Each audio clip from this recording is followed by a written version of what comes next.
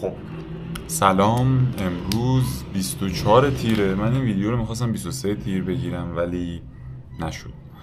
حالا دلیلش چی بود؟ دلیلش این آقا بود، ایشون. بعد من دیروز رفتم یه راکت خریدم تو تخفیف، بعد دست به دستم نرسید، واسه همین نتونستم ویدیوشو بگیرم، مجبور شدم امروز بگیرم. حالا به حساب دیروز میذاریمش. یه راکت بول پدل به اسم آیکونیک 25. حالا بذار از بالاش بگیریم قشنگ اینجوری اینا. بعد اینو با نظر، حالا دارم بازش هم میکنم، اینو با نظر دانیال گرفتم چون بین یه دونه آدیداس به اسم کراسیت و این شک داشتم که میگو کلن بول پدل بهتره. این گریپش هم از این گریپ های کاستومایز شده است، مشخصه.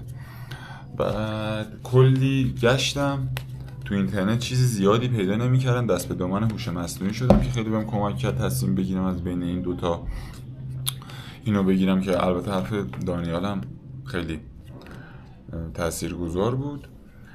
و از امروز قراره با این بریم بازی کنیم. قیمتش تقریبا فکر کنم 31 میلیون بود، یه ذره کمتر. من با 21 تومن تونستم جمعش کنم. یه دونه گریپ هم خریدم که جالب، شانسی بهم سفید دادن.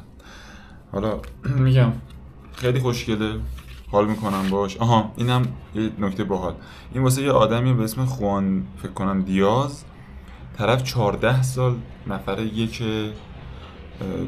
تور پدل بوده، واسه همین هم اسمشو گذاشتن آیکون. فکر کنم هم مخفف آیکونیک منظورش بوده. حالا انشالله ما با این آیکون بریم بزنیم بهتره کنیم.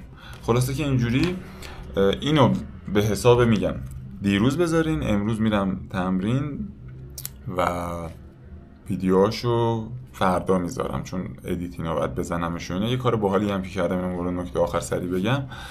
برای اینکه نتونم پشت گوش بندازم، استیکارت کم حجممو گذاشتم توی دوربین الان، یعنی 128 گیگ کلا دارم. هر دفعه بیشتر از 2 ساعت و نیم نمیتونم ویدیو بگیرم، مجبورم سری ادیتشون بکنم، بذارمشون یوتیوب، پاک کنم، برم بعدی.